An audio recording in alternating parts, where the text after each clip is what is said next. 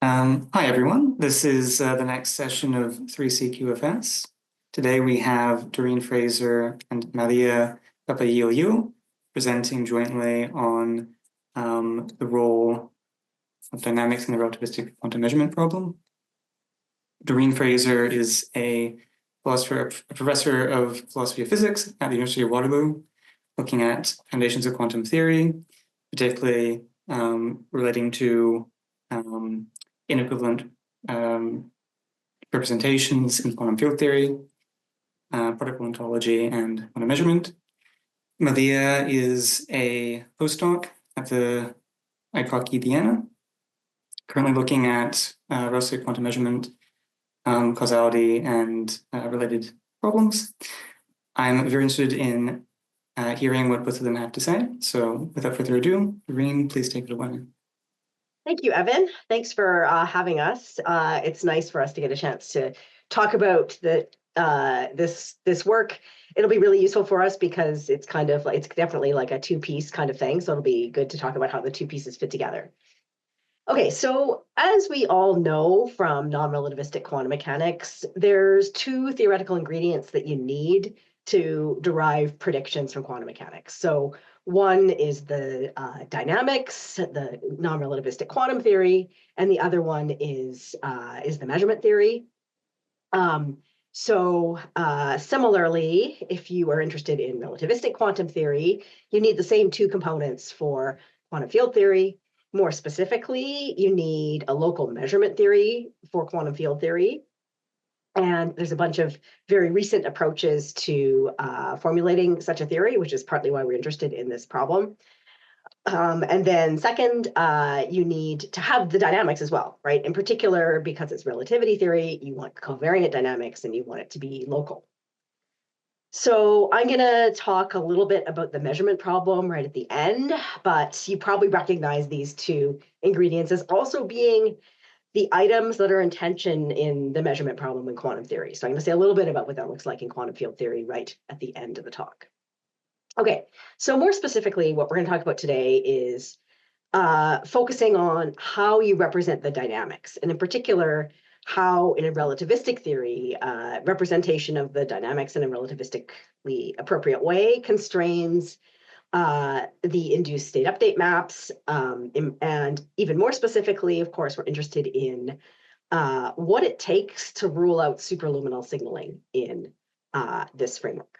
So we're going to be talking about two different ways of setting up the dynamics, which are both part of what you need to rule out superluminal signaling. So the first is a more abstract way of setting things up, which is from the Fewster-Verch framework for local measurement in algebraic quantum field theory. So I'm going to be talking about that part, and then Maria is going to be talking about a concrete model for time-extended field measurements.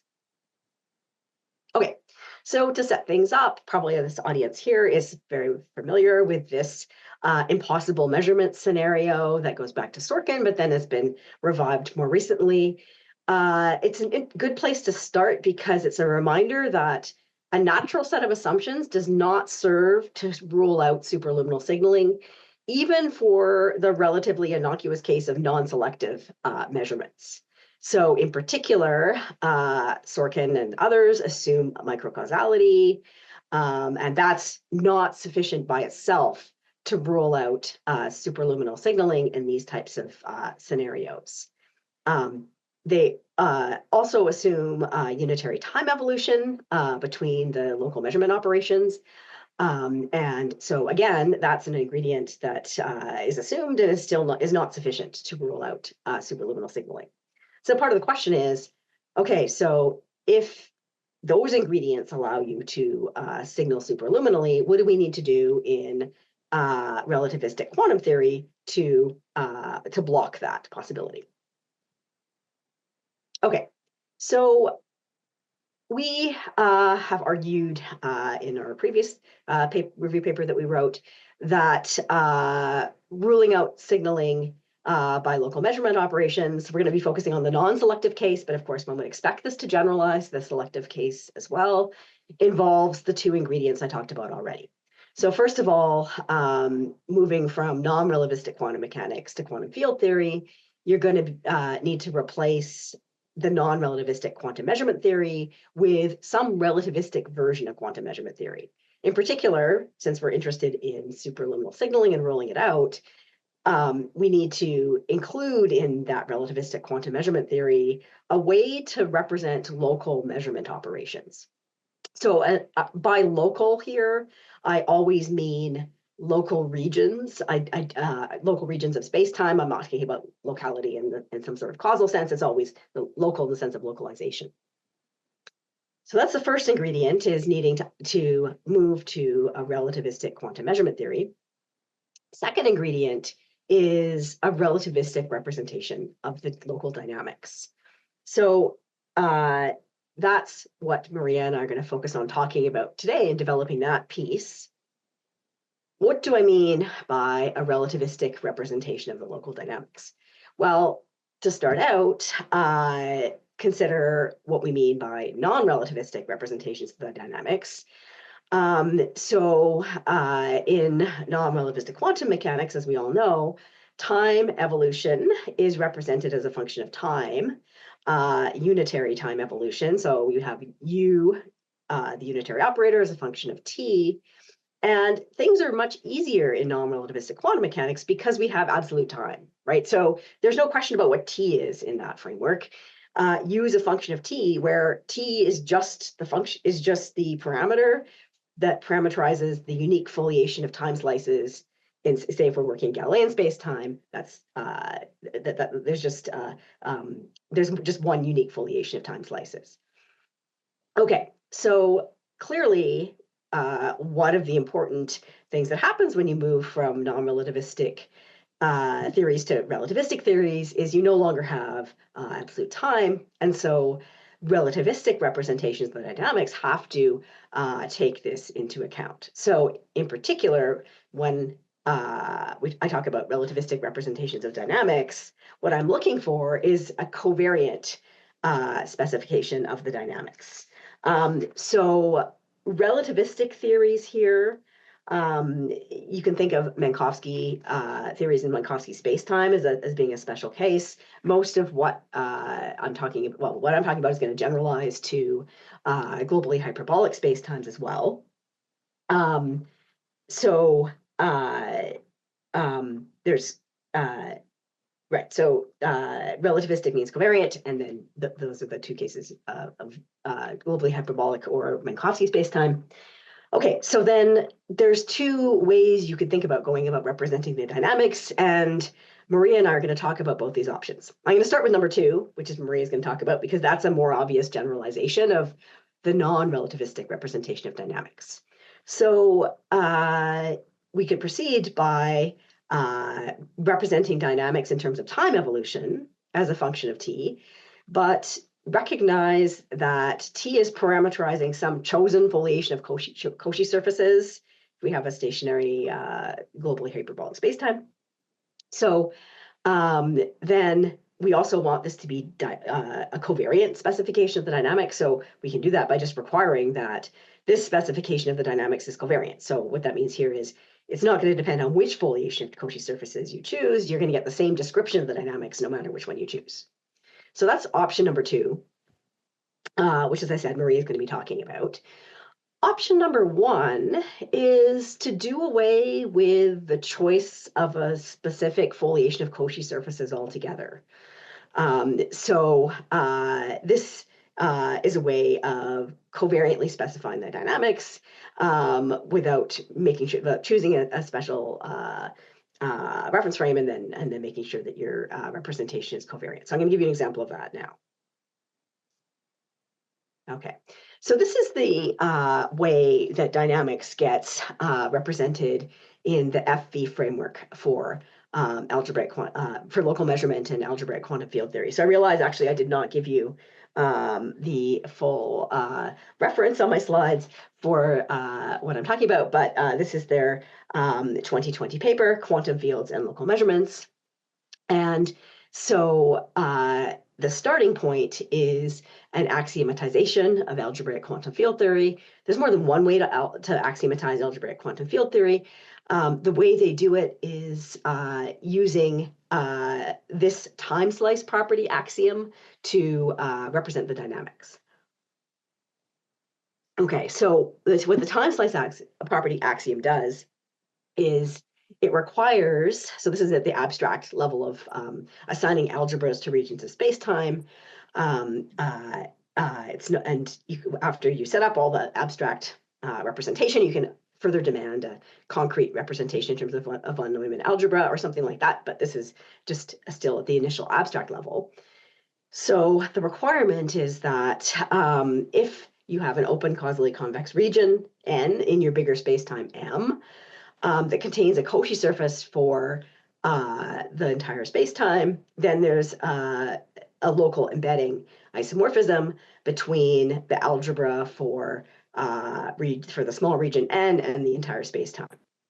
Okay, I'm going to give you an example of how this works on the next slide to specify a local scattering morphism. But the point I want to make now is that this is a way of representing the dynamics, which doesn't take the form of choosing some foliation of Cauchy surfaces and then unitarily evolving between the surfaces. Of course, you're requiring that any foliation you do choose has to be compatible or respect this representation of the dynamics, but you're not choosing a foliation of Cauchy surfaces. Okay. So here's how this plays out in terms of being the starting point for defining a local scattering operator.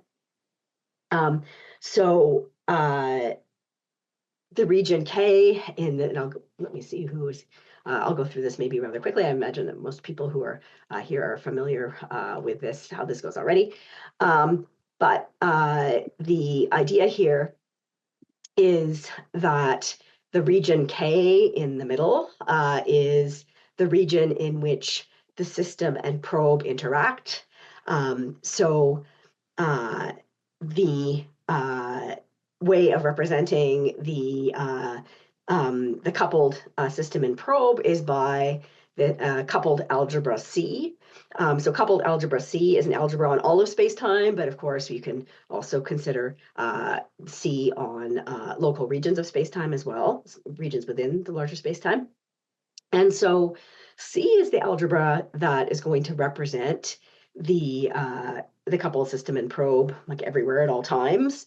But in order to introduce state update rules, and in order to have a local, enforce the locality of the interaction, the coupling between the system and probe, a second algebra is introduced. And so the second algebra is the uncoupled system probe algebra.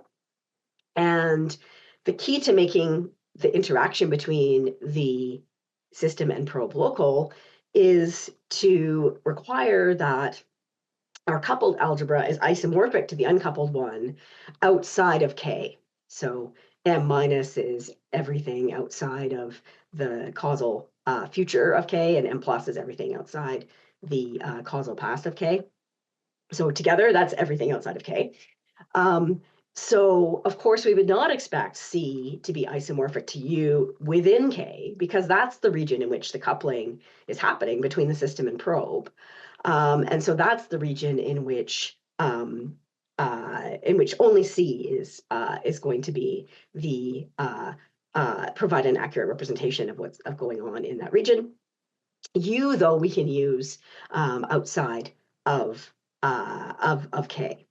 So more specifically, the chi's are isomorphisms between the uncoupled algebra and the coupled algebra in regions such as L, which are outside of K. Okay, so then this is the setup to define the scattering morphism, which is, and it's actually an isomorphism because it's a morphism on the uncoupled algebra. It's actually global in the sense that it's defined on all of space-time, but essentially what it's doing is it's mapping observables in regions in the causal future to observables in the regions in the causal past, and it's using the coupled algebra, which is relying on the local embeddings that I was telling you about on the previous slide with the time slice property to define the mappings. Okay, so this is the setup that's used as an essential component to rule out superluminal signaling in the Sorkin type scenarios. So it's been proven that you don't have the Sorkin type impossible measurement scenarios in which you can signal superluminally don't occur within the FV framework. So one of the main ingredients in the proof that that's the case is this scattering morphism, which is the implementation of the dynamics. And another important assumption that comes in is the assumption that the causal factorization property holds. So this is a segue to what Maria is going to be talking about. But essentially within the algebraic framework, this algebraic framework, the causal factorization property is the property that if you have multiple measurements or multiple probe system coupling regions, then the scattering operator for the whole set of procedures factorizes. Causal factorization is a property that can be proven in specific concrete models, and it seems to be a property that's reasonable to expect holds more generally. For example, it's a property that's assumed within the perturbative AQFT framework.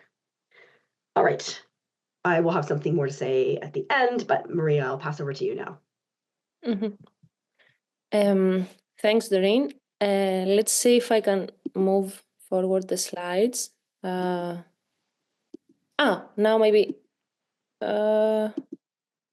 Yes, okay.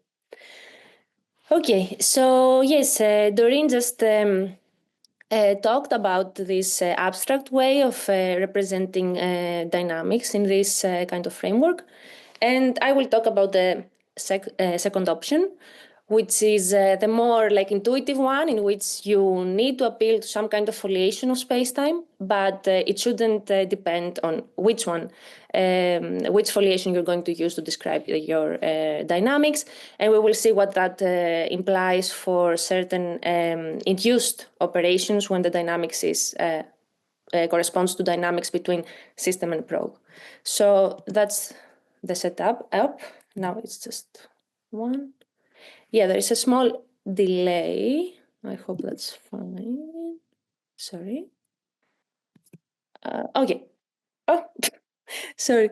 Anyway, so yes, I'm going to talk about the dynamics implemented through local scattering maps. They're unitary maps on a Hilbert space, so it's more like it's a concrete setup. But before I get to this, the overall topic is the following. The question is how the representation of dynamics actually constrains what we can measure, or how it constrains the local measurement theory that we formulate.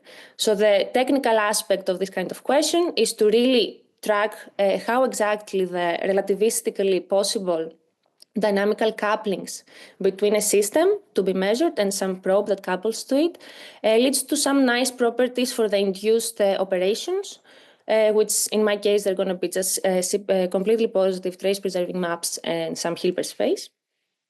But the interesting conceptual aspect that Doreen will discuss after this brief interlude is basically that in a relativistic setup, this strict dichotomy between dynamics and measurement is not so strict, basically. So yes, precisely the way that dynamics is linked to allowed measurements or operations has consequences for the interpretation of state update maps.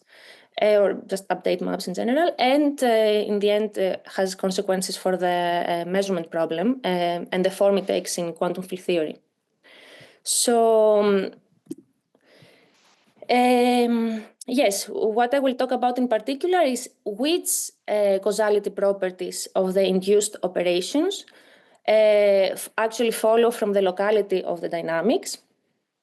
We already saw how dynamics is represented in the FE framework, but just a note that there is like overall it's a whole topic how to actually take concrete representations from this framework. It's overall technically challenging to define operations by means of the familiar Krauss operators in this framework. So Doreen didn't introduce the update maps in the first part, but they're typically also represented as abstract mappings. So yeah, here are some references if you are curious about Krauss operators within some concrete representation of the FE framework, in some concrete model in this framework. What I will do is that I will use a very simple concrete model for measuring the most simple field operator in field theory, which is a smeared field amplitude, in which the system and probe is the dynamics between systems and probe is represented by unitary local scattering maps. I will specify a model in which we can actually claim that the probe is measuring field amplitudes. And I will talk about which of the dynamical assumptions that are being used to build this model are strong enough to block faster than light signaling and retrocausality. Retrocausality is basically just signaling from the future. Okay. It's not very easy to change the slide. Okay, I hope it's not gonna change twice. Let's see what happens. So, okay. In a concrete Hilbert space representation, we can talk about Krauss operators. We can define the state update map in the following way. So imagine that we have this maybe you can see my mouse, I hope. This local scattering map here S of G. G is a space-time smearing function that is supported over some finite space-time region. Rho is some initial state for our system, the field, and then, yes, it changed twice. Sorry, there's some delay. Sorry, I think that was me. Okay. Let's see. Sorry about that. It's a bit hard to coordinate a joint. Sorry. That was me again. Okay. How to do it? So now I'm trying to go back. It's a bit tricky.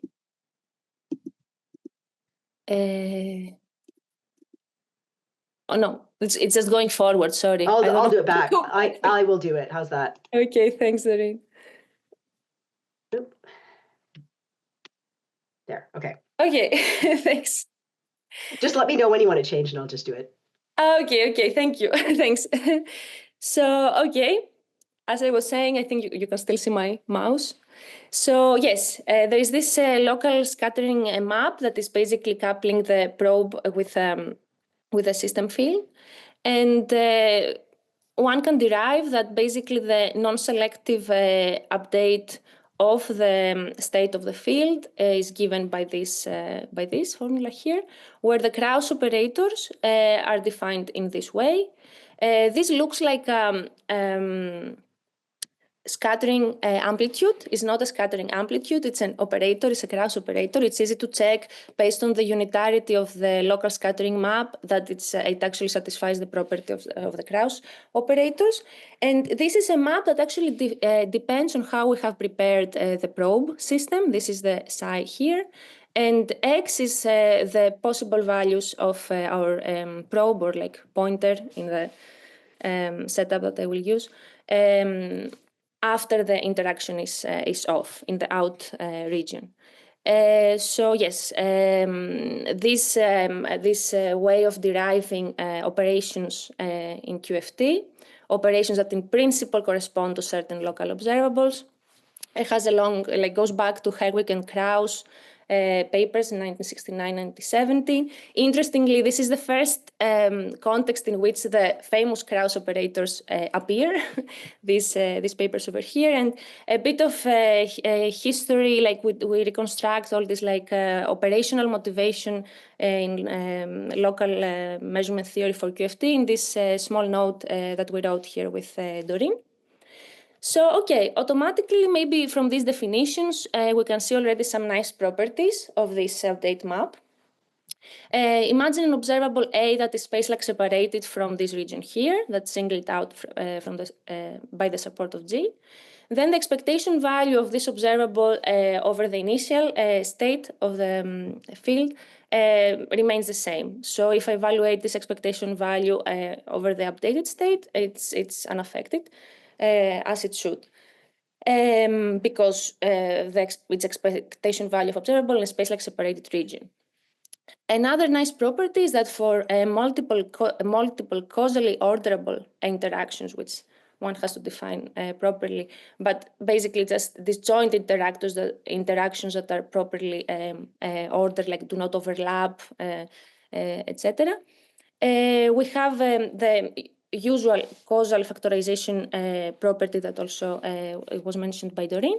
This means that for several interactions, disjoint interactions that are implemented by different probes, the maps will factorize in a way. That's slight abuse of notation, but I didn't want to go into the definitions.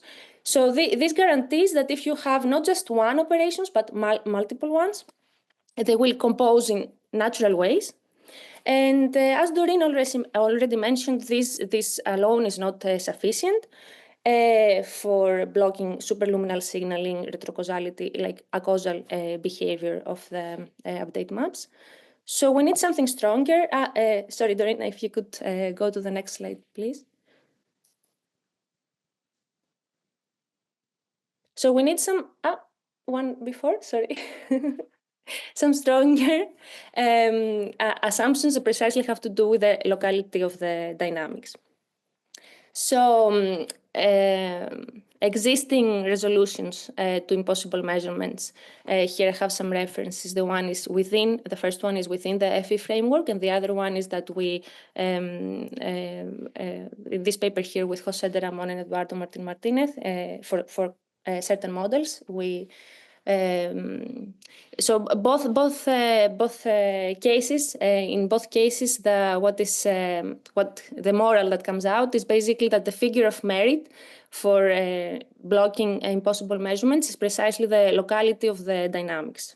So to appreciate this a little bit more, what this suggests is basically that if you zoom into any given region, independently of the global scenario, just zoom into any given region in which you want to have an induced operation, and it's natural to demand that past evolution shouldn't be affected by future evolution, and that's a statement that has to be independent of which foliation you have chosen for defining future and past.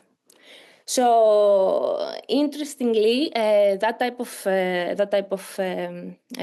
requirement is what one finds in the literature as Bogolyubov's differential causality condition. So in some work in the 60s that is very nicely summarized in this recent paper over here on perturbative causality by Alex Bloom and James Fraser.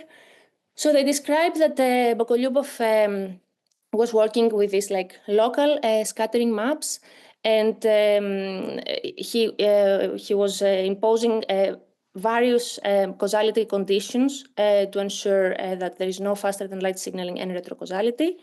In this case, so in this analysis, the primary object is the local scattering map and not, for example, the Hamiltonian or the Lagrangian. But you can take this here as the definition of local Hamiltonian density.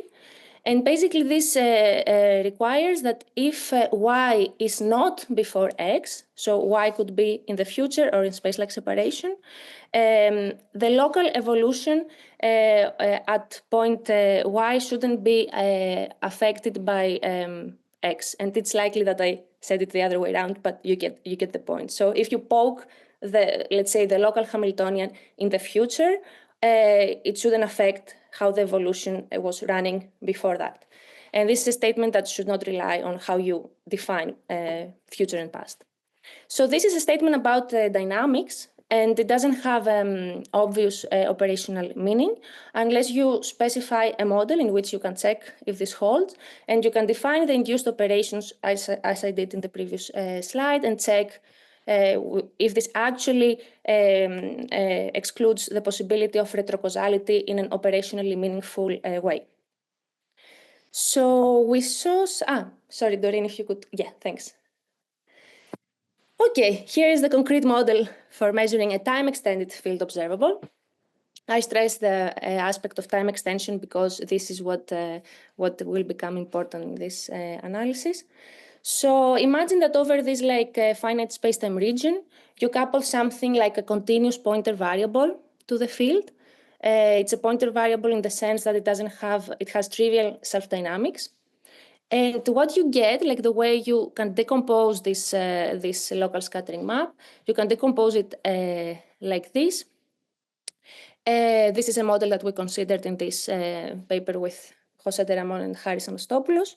So what's interesting is that basically what you see is that there is quantum control unitary evolution, if you want, plus this extra phase that comes from evaluating the retarded Green's function of the field over the spacetime extension of this region. So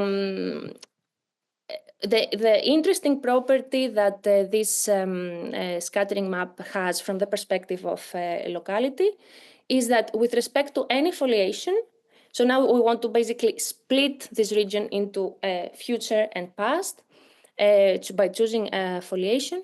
So what we see is that basically this property that the full process can be decomposed into before and after in this way. This holds for this model thanks to the fact that the field ensures that there is no propagation from future to past. You see these phases here, so that's why we get this property. This property otherwise is actually quite strong to demand in general. Some interactions will not obey this, but in this simple model where we are confident that what we're probing is just field measurements, this property holds. And the full analysis will appear hopefully soon. But the moral is that for this model, this property of the local scattering map is sufficient for deriving causality properties of the induced Krauss operators that ensure no faster than light signaling and no retrocausality. We make contact with some recent result by Robert Ockel. So what he calls a causal transparency is basically the property of an update map to not cause impossible measurements. So in our model, this is precisely the property that is behind the causal transparency property that was recently introduced here from a different perspective. So the next slide is just, maybe for experts of this thing, maybe they can, quickly look at some details, but don't worry if it doesn't make sense. So yes, in the analysis that we already have in this previous paper with Jose and Haris, what we show is that for this simple model, the induced P of EM, the thing that's actually being measured about the field is really this time-extended field observables, in the sense that if you choose the preparation of your pointer variable to be a particular Gaussian function, then similarly you get some kind of like Gaussian P of EM for field measurements, and the possible values of the conjugate pointer, the X, actually are correlated with possible values of I. The accuracy of this measurement, interestingly, depends on how sharply you've prepared the pointer variable, but also on this kind of like, again, this is the crucial part, this local noise that's basically irreducible. So this also means that you cannot really approach the limit of ideal measurements, which from the perspective of causality might be natural to expect. Then when it comes to the property that I was claiming before, that's the relevant one, that's just one of the properties we're deriving for this model, but it's the one that also appears here for instantaneous measurements. Anyway, it's some kind of like causal convolution property for the Krauss operators. That's what follows from this simple thing here. So it's quite nice. And that's it, basically. I will just finish with a drawing and a disclaimer. If you could go to the next slide, Doreen, the next one. Yeah, thanks. So what we end up with is basically a notion of effective Krauss operators.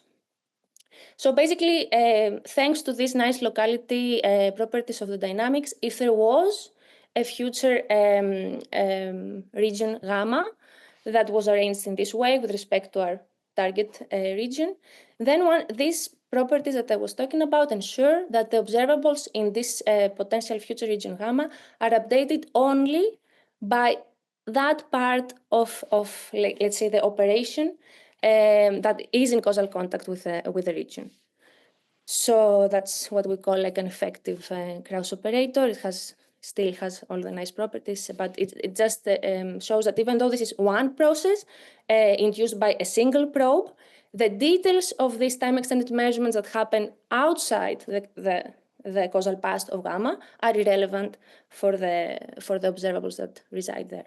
So the disclaimer is that, okay, these properties are not, very obvious. Like, you wouldn't just postulate them. They're very particular properties of the Krauss operators that we derived in this like bottom-up, let's say. It's a model-specific approach.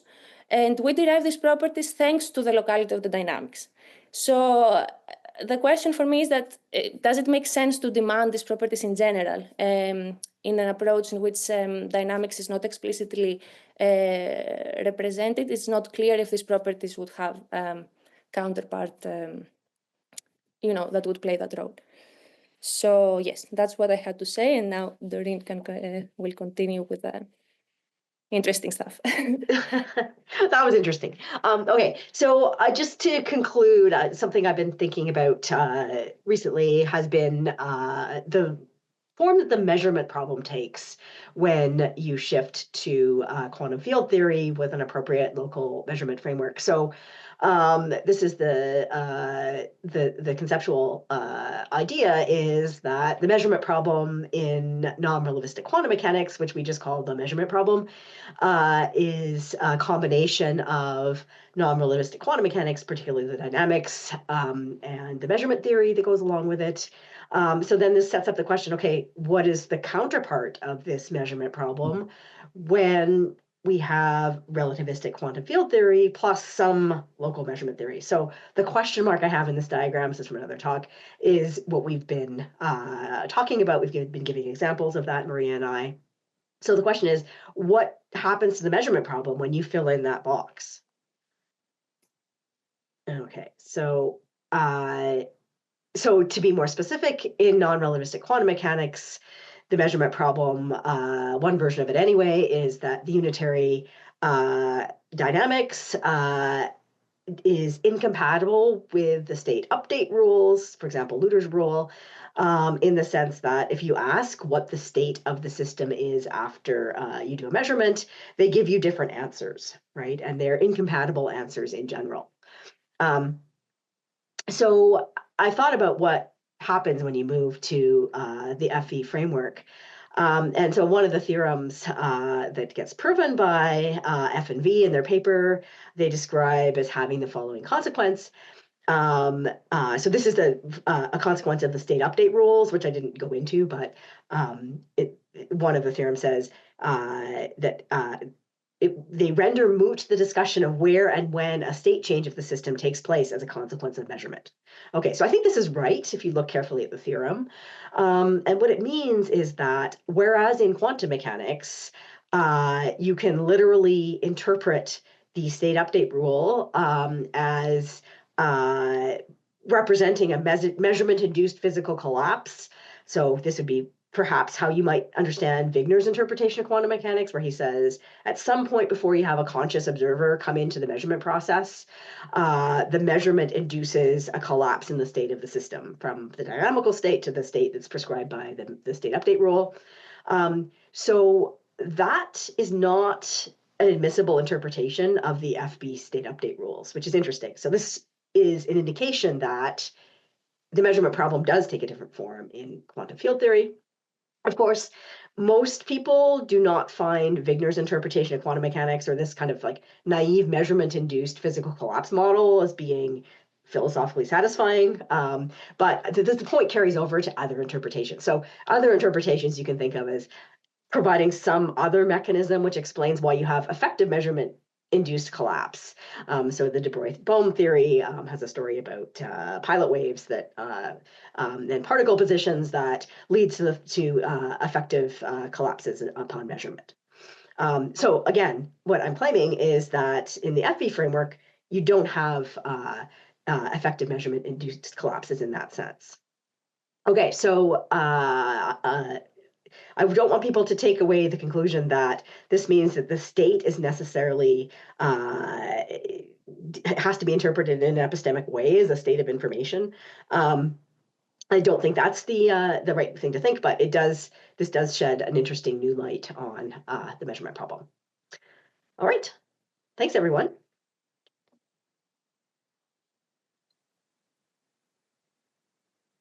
Excellent. Thank you, Maria and Doreen.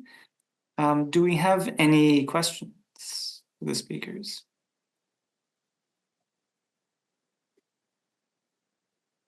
I'll go and ask one question, Doreen, just on what you just mentioned on measurement. Mm-hmm.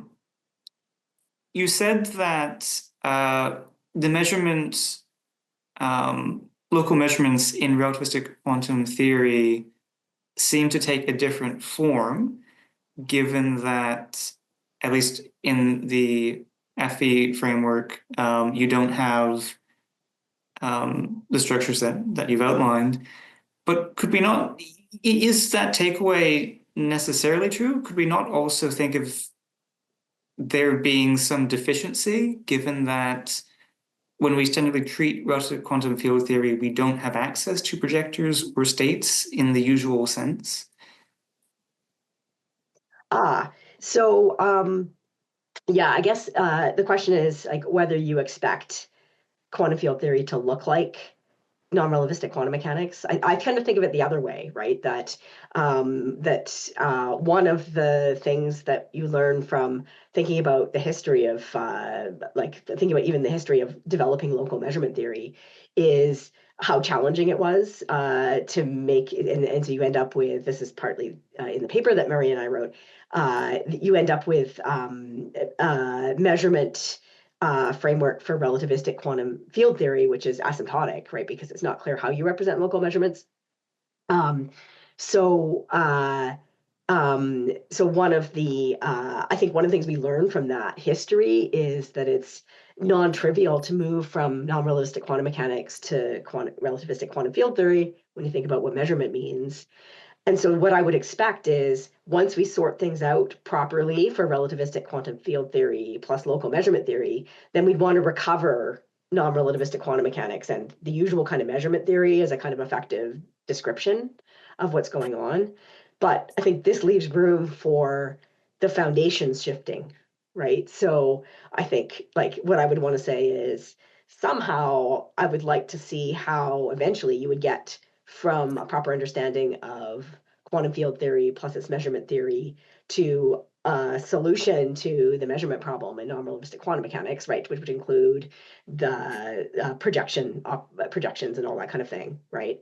But I wouldn't see it happening the other way around, right? So the other way around you might think that you could project from a particular solution of the measurement problem for non-relativistic quantum mechanics to how we should understand quantum field theory.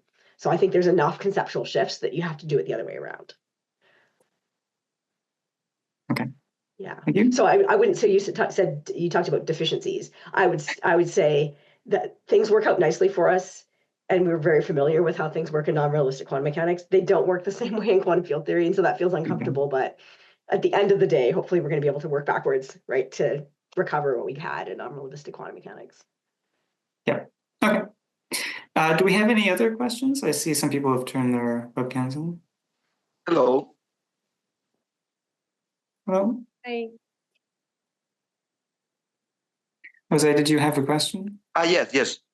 I wanted to ask about how do you think about the notion of conditionalizing state in this context? Because something that the Fewster-Verch framework doesn't address is what happens with the information that one party gets when it's used by another party, right?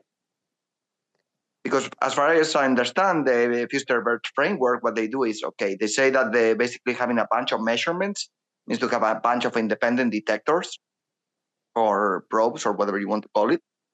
And then from the collective statistics of all the probes, they derive some correlations, right? So they're in principle between the probes, how to put it. I don't think there's any way in which one probe can use the information they get from the measurement to conditionalize the actions of other observers, right? I don't know to what extent this plays a crucial role in the measurement problem. What do you think? So are you talking about, so successive measurements in the FV framework, I think are crucial for, and that was the thing, so the theorem I was quoting, or that was the theorem for what happens when you have successive measurements, right? But you're right that the way that successive measurements get represented is in terms of two different probes, right? Yes. So is this what you're pointing out, is you don't keep one probe and then keep measuring over and over with the same probe? It's more than, okay, imagine that I get a probe and I get a number. Yeah. I can send that my measurement classically to another observer that uses another probe, but this other observer will do one measurement or the other. For instance, they can change their localization region accordingly to that classical information I'm sending. Right. So that's something that is not addressed in that model. And I don't know to what extent that plays a crucial role in the measurement problem. In the sense that, okay, so maybe this would be helpful. So I think the measurement problem is actually a cluster of a bunch of problems. And so this is a specific problem, which is basically a problem with the dynamics, right? And making the dynamics and the state update rules play nicely together. The other really important part of this, the measurement problem is that you get a classical outcome at the end, right? And so both quantum measurement theory and the FV framework explicitly do not solve that problem, right? They don't, and this has been something that people talked about quite a bit, is how in the FV framework, you don't, you just assume you have two quantum field systems interacting with each other, and you ask what happens, right? That's directly analogous to what you do in quantum measurement theory, where you use quantum mechanics to represent both the system and the probe. And then they explicitly say, look, we're not telling you anything about how you get a single classical outcome out of that. So I would take that to be another aspect of the measurement problem, which is a really important one, which is like being left aside here. So I don't know whether that's helpful or not, but. Well, I mean, just to keep going with the discussion. So when I read the paper, what I saw is that, okay, once you have an array of probes and some approximation in which you can consider them independent, right? In the end, all the real numbers that you're getting are expectation values of joint observables between probe and system, right? But not actually between probe and system, between all the probes that you're putting in there. So all the measurements, all the numbers that you get out of the model are conditional on yes. So or joint measurement of all the induced observables, if you want. So you can also get rid of all the probes. and think of this as a joint measurement for the induced effects of the field, I guess. Yeah, but I would say that's the way you reinterpret them once you know the dynamics, right? But if you just look at the numbers, what I see is, okay, I get a bunch of states for the probes, a state for the system, and I measure a bunch of independent stuff about the probes. And then what these numbers are giving me are the correlations. Then I interpret these correlations as by some bookkeeping procedure as an update. Mm-hmm. That's what I think they're doing in the Fewster-Verch framework. But what happens, and I think one very important aspect of interpretation that is missing from that picture, from the von Neumann measurement picture overall, perhaps is how we do classical conditionalization, right, over outcomes, actual outcomes. So that is like if I measure, we know that doesn't work, but let's say that I measure a photon number somewhere, and I get there is one photon here. All the problem arises of whether there is an actual state of reality, right? But then I send that information, and someone else can act in consequence. And that cannot be interpreted in terms of correlations anymore. There is an actual collapse that has happened, at least at the level of how there is one thing in which interpretation plays a very relevant role that is not there when you're only considering one-shot measurements of a bunch of observables of the probes, right? So I think, what is missing from the picture nowadays, I would say in this debate is, basically that role that conditionalization has in all this business, because it's also important for some protocols that one would say that are landmarks of quantum mechanical stuff, like teleportation or Bell inequalities. Yes, possibly. So I'm asking the question, how do you think the thing is going to go forward? So, Maria, did you want to say something else? Or? Not really at the level of interpretation. Yeah. So I was just going to say, you're right, that I think one of the really interesting things is, though, how closely the FV derivation of the state update rules follows the derivation of quantum measurement theory, right? So what they are doing is they're making assumptions about conditional probabilities, right? And that's where their instrument comes from. And it's just, if you go through, it's exactly the same as in Bush's book, right? So all of the probable, the conditionalization in terms of looking for conditional probabilities and setting up the measurement scheme, that is all motivated in exactly the same way, right? But in both cases, what you get is you get conditional probabilities that are conditional on probe effects, right? In the general case. And then, so that, as you say, that's what you just have a bunch of correlations among your probes, right? So the selective measurements are going to be just giving you probabilities for different conditional probabilities. They're conditional on observing probe effects, but they're not going to be translatable into probabilities that are conditional on sharp properties of the system. Yeah. Right. So you're going to have the induced observables like you do. And this is what we've been talking about. But then there's going to be this further question of, okay, you don't have Luder's state update, right? So that's the sharp measurements are the thing that that are going to allow you in special cases in quantum measurement theory to infer from conditional probabilities for conditioned on the probe effects to conditional probabilities on system properties, right? But you don't have that here. And so then I think this is an outstanding question for them, actually, is this, and I think of this in terms of how you understand the algebraic Born rule, right? So this is going to be tied up with when you construct concrete models that are von Neumann algebras, you're going to have type 3 local von Neumann algebras, right? So then this is creating other issues with the probabilistic interpretation, because you have the straightforward type 1 von Neumann algebras and non-realistic quantum mechanics, and that's really helping you out there, right? So I see that as something which is something that is still kind of an outstanding question for me about that approach. I see. Yeah.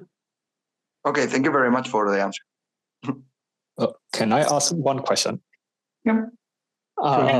Good to see you. Yeah, Hi. before that, yes, Doreen Maria has been a long while since I last saw you both. I hope you are doing fine. Yeah, so as you can see, I'm not doing QFT much anymore these days, so I'm sort of lose track of this. But one thing I remembered from Borstein's and collaborators' paper is that they came up with 2-qubit example of a signaling of product measurements that basically tries to mimic this part of the signaling. Of course, it's non-relativistic, it's type 1, sure.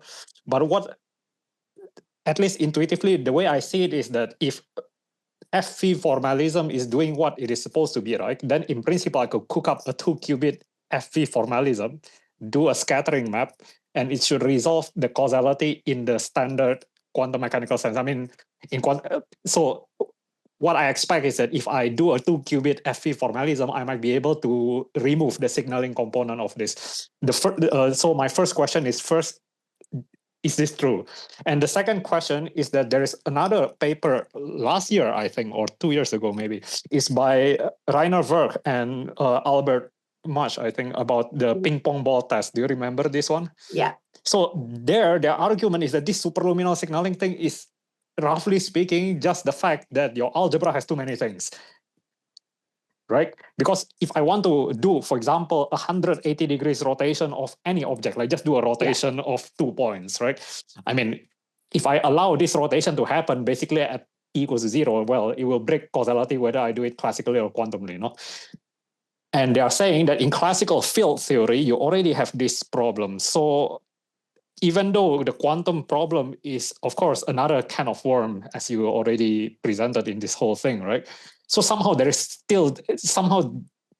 this non-quantum part mixed into the problem. So I'm not sure if in any of these attempts to fix the measurement problem in QFT, right, is this separation clear? So can I say something first, Maria? Sure. Yeah, so with respect to the Werk and Mooch paper, I think there's been some confusion because of the fact that the Sorkin problem uses unitaries, right? Unitary kicks, because unitaries are, from non-relativistic quantum mechanics point of view, like the most innocuous thing you could do, right? They shouldn't cause any problems. They shouldn't lead to signaling at all. This is not true in quantum field theory, right? So I think this is why I talked about non-selective measurements rather than unitaries. So I think it is true that you're going to have unitaries representing the symmetries in quantum field theory, and not all the unitaries are going to implement dynamically possible operations, right? But that's kind of a separate issue from the signaling by measurement kinds of issues. But again, the flip side of that is it shows that unitaries, of course, play a really important role in measurement theory and dilation theorems for quantum measurement theory, and that's going to break down as well when you move to quantum field theory, right? Because unitaries are attached to space. If you're thinking of them as being already attached to space-time regions, like you would in the algebraic approach, then not everything's going to be physically possible as a actively implementable operation. Go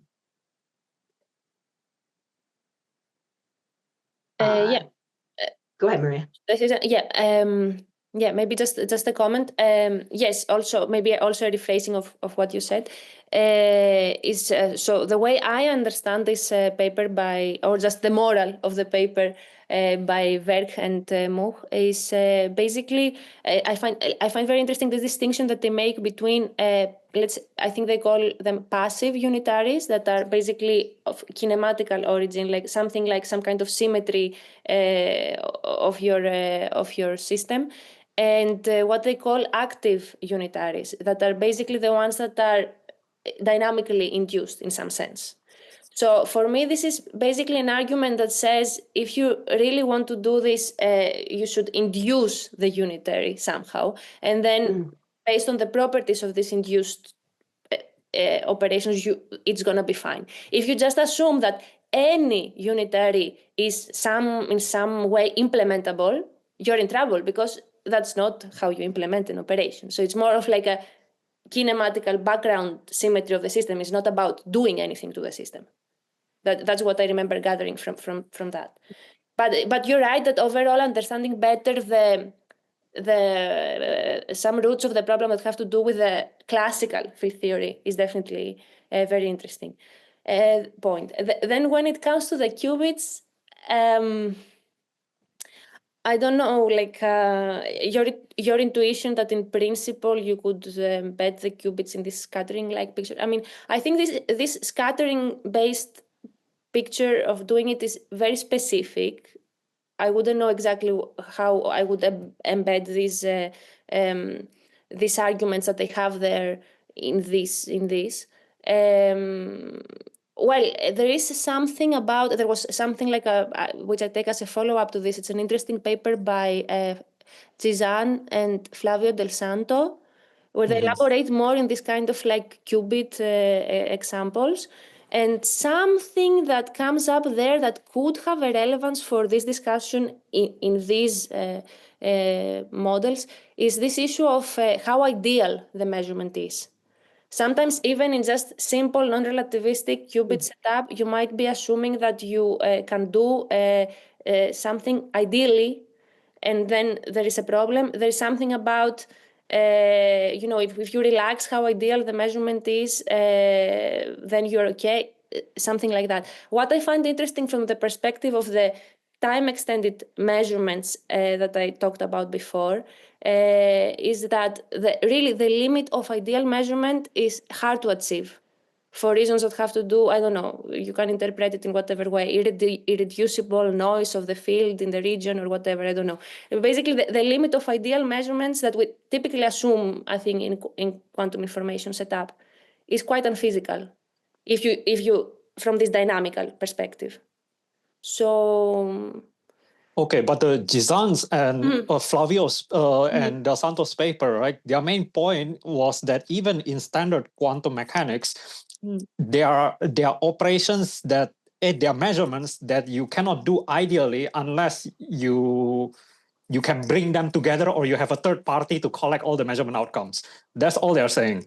So if, let's say, I do certain measurements, right, but I don't allow, like, say, I have a Charlie that can collect the results to kind of combine, like, what are the joint measurement of the two labs that are far away, right, in two galaxies, right?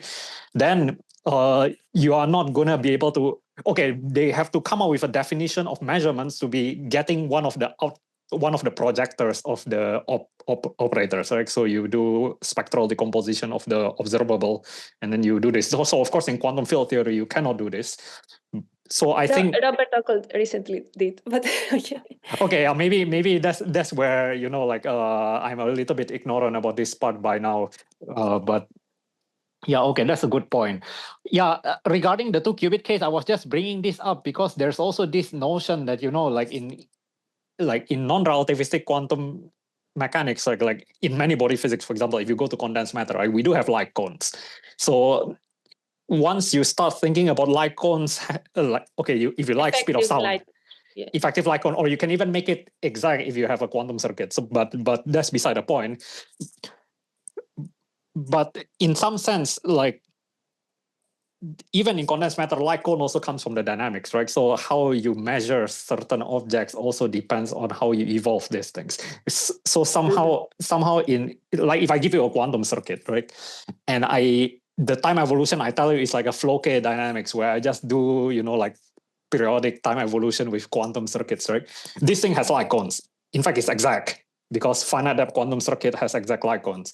But like we always accept that there's no measurement problem here. So I don't know. I think I'm mixing things up a little bit. But okay, in any case, what you told me, I think I sort of understood. So I think that answered my question. Yeah. Okay, thanks. Excellent. Do we have any last questions? No? Okay. Thank you, Maria and Doreen, for the excellent talk. And I guess we can wrap up now. Thanks for having us. Thanks, Evan, and thanks for the questions. Excellent. All right. Bye, everyone. Bye. Bye, thanks.